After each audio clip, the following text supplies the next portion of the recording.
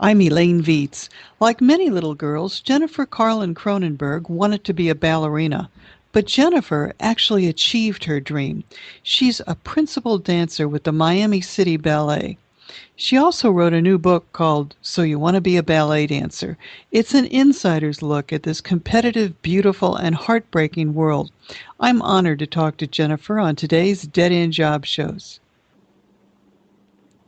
I'm Elaine Viets, and today I'm talking with ballet dancer and author Jennefer Carlynn Kronenberg about her new book, So You Want to Be a Ballet Dancer, on today's Dead End Job Show. Jennefer, we tend to think that ballet dancers come from rich, elite families. Was that your case? No, it wasn't my case at all. Actually, I grew up in a very average middle-class family in a neighborhood in Queens called Kew Gardens, and I attended just my local ballet school called Once Upon a Time, and it was actually when I started in the basement of a building. It was one small studio, and they had very few students. It was maybe about 15 students total. And then later on, they moved to a slightly bigger place. They continue to be there now. But no, I was not from an elite family, and neither were any of the other students that were in the school with me. Will you divide your life between before ballet and after ballet? Before you knew about it, what really happened to change your life and convince you that you wanted to be a ballet dancer? It's funny, if I think about my life before ballet, there isn't much. I became interested in ballet at such a young age that I almost can't remember ballet not being a part of my life. I was dying to take lessons by the time I turned 7 years old. And my mother took me for the first time to the studio. And honestly, from that very first class, I think my life changed. I knew really, really from the get-go that this was something that I wanted to do forever. It's a very strange thing when I look back on it, having been so young and having that assuredness about what I wanted to become is sort of a rarity. And I feel really lucky, actually, that I was so sure about it. Now, your mother took you to your first ballet class. What are the roles of parents in a young ballet dancer's life? Parents are so influential. It's really up to them to be aware of their children's interests and desires, and make it happen if that's what they want. They're the ones that have to introduce it and bring them to the class and keep them inspired and keep them interested in it, even when it gets tough, because that's the difficult part. It's all sunshine and roses until you get a little bit older and the work really starts to get tough and the competition starts to get a little bit tough. And it's very easy to give up. Even though it's still in your heart and it's still a passion, it's still something that you want to do, there has to be that awareness, that you're in it because you love it. And the going, does get tough sometimes, and that's okay. That's going to be the case in anything that you pursue and want to do well. And it's up to the parents, I think, to maintain that child's interest and keep them, excited about it and encourage them to keep going with it if that's what they really feel their goal is at the end of the day. And just be supportive, really just be there when your child needs you and needs to talk or vent or needs that extra little bit of encouragement. Well, I thought it was so funny when you were a little girl that thought you would wear a tutu to ballet class.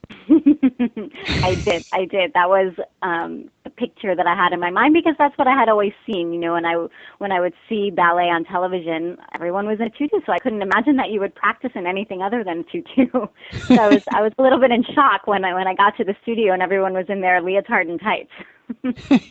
And you were in a red leotard, out of uniform? I was completely out of uniform in a red leotard, which was my favorite, and I had to go and get a black one, and it wasn't a happy time for me when I had to change out of that red leotard. Um, what should parents look for in a beginning ballet class? Should you go to a famous school? Should you go to a neighborhood school? What is an important way to start a young ballet dancer's career? You know what school you go to, or you know, if it's big or small, famous or not, is really up to the individual parent, or you know, the needs and interests of the child, how serious they are.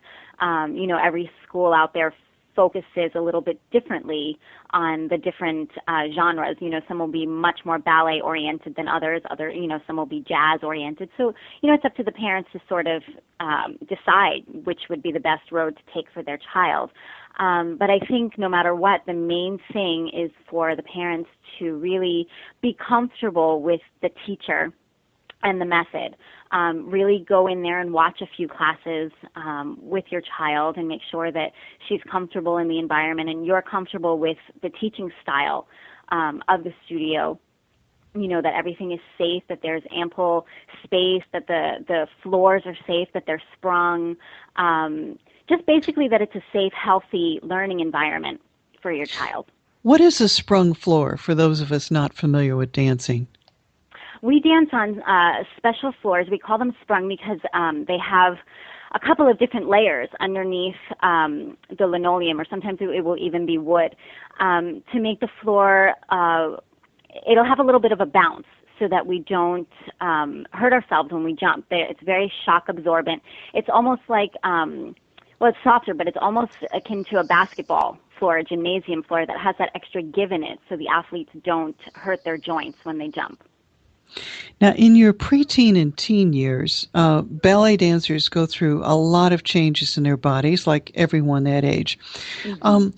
What kind of career decisions do they have to make at that time? You know, that's the hardest time that a dancer has to go through, I think, because your body does change so much at a certain age. And just because it's changing, it doesn't necessarily mean that that's the way it's going to stay. And that's a hard thing to come to terms with. You know, there's a time in our lives where we all gain a few extra pounds. You know, we become rounder, we become more womanly. You know, your breasts start to form, and that's not necessarily the ideal epitome, you know, of a ballerina's image. And we do have to look at ourselves in the mirror all day long. And we are competitive, and we are comparing ourselves to everyone else in the class, and not everyone is maturing at the same rate. So it's very difficult. But you just need to remember that it's a step that everyone goes through in life, whether you're a dancer or not. And this may not be where your body ends up. It will change again. It may not. And that's where you need to say, you know, is this something that I want to pursue? Maybe talk to your teacher and see, you know, do I have really what it takes to go the extra mile and become a professional, if that's what you want? And believe it or not, we're so lucky to live in the United States of America, where there are so many different ballet companies and dance companies that even if you don't have the picture perfect ballerina body, you can get a job somewhere and you can dance. You know, it's not like in other countries, in Russia, for example, or China, where they go and pick the children when they're 6 years old and you only get to dance if you're absolutely perfect. That's not how it is here, and we should be very thankful for that and not give up on ourselves. Remember that if this is something that you want to do, you can do it. It doesn't matter if you're perfect or not. Well, it's interesting how many that you talked about dancing styles. When someone says ballerina, you immediately think of Swan Lake. But Mm-hmm. you talked about the Balanchine style, Twyla Tharp, about developing versatility. Versatility is so important, especially nowadays, and especially if, you know, for those of us who don't have the perfect facility, who maybe want to get into these other companies, you need to be ready to adapt to different styles. And believe it or not, that's what's going to set you apart in an audition, is whether you can pick up choreography quickly, pick up the movement styles quickly. And we've gone so far beyond the traditional classical ballet, Swan Lake sort of movements. We're now into such different contemporary style of movement that we need to start opening our minds to that and being able and ready and just make ourselves accessible to that. Well, when it comes to ballet shoes, I had no idea the dancers went through so many shoes. What was it, 30 pairs a month? Um, It's a crazy amount of shoes. We at the Miami City Ballet, it's not quite 30 pair. We get on an average rehearsal week, we'll get between 2 and 4 pairs to use wow. for rehearsals, and we have to make them last. That's our responsibility to harden them with some crazy glue or jet glue. There are all kinds of different things that you can harden them with, and we'll have to wear them and reuse them. When it comes to performance, it's a different story, and a ballerina can easily go through between 1 and 3 pairs of shoes during each performance. These shoes are very, very expensive. Luckily, when you're in a company, we don't have to pay for them. The company takes care of it. But for students, it's a little bit difficult. It becomes the parent's responsibility to keep the child stocked in their shoes. And it's a huge responsibility because if you don't have the right shoes, you can't dance, and you can easily get injured if the shoes are too soft. So it is an expense. Well, I enjoyed reading the things that you did to preserve your shoes, including putting them in the oven. Yeah, that was a big mistake. Do not do that at home, right? Do not try that at home. No, that was a friend of mine had told me to try that, to pour some shellac inside and bake them in the oven at 350 degrees. And she neglected to tell me that you only preheat the oven and then turn it off. So I stuck my shoes in there with the oven on, and it was a disaster. You can only imagine. Well, the other thing I didn't realize is that ballerinas sew on their own ribbons and elastic, and that's part of the support of the shoe. Yes, it makes all the difference in the world. And, so many people actually ask me why they don't come with the ribbons and elastics pre-sewn.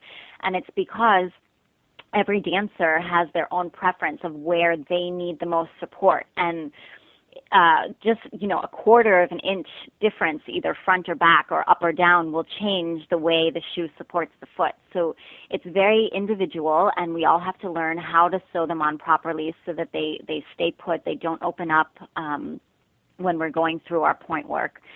It's a big job. It's very time consuming. It's actually what I hate most about the profession. But we have to do it. Well, the other thing was, I think this is something people don't consider with ballet, is when you switch from ballet slippers to point shoes, that's an important decision, and it doesn't happen at the same time for everyone. No, it doesn't, and it's a very important decision. At this point, we rely very heavily on our teacher's judgment. It's so important that a child be strong enough and that their ankles and feet are ready to support the weight of the point work. The little bones in our feet and the joints and tendons are so delicate and fragile. If we're not strong enough, we haven't had the proper preparation, it's so easy to get injured. So it's not about, I've turned 12, I've turned 13, now I'm getting my point shoes. It has nothing to do with that at all. It really has to do with how strong we are and how technically ready and capable we are before we get those point shoes. Now, dancers are artists, but they're also athletes. And this seems to be particularly difficult for male dancers, where dancing is often seen as a career for girls. Mm-hmm. When you talked about the need for strong male dancers. We are in such need of strong male dancers. Honestly, we ballerinas are nothing without the strong men that are behind us. They're the ones that keep us on balance. They're the ones that lift us. We don't have a complete ballet without them. This is definitely not a profession just for girls. The boys are so very important. And they have to be manly. They have to be men. We're the ballerinas. We wear the tutus. They are the princes, and the two go hand in hand. You can dance solo, but there's something incomplete about it. The story is not complete. Well, you talked about how you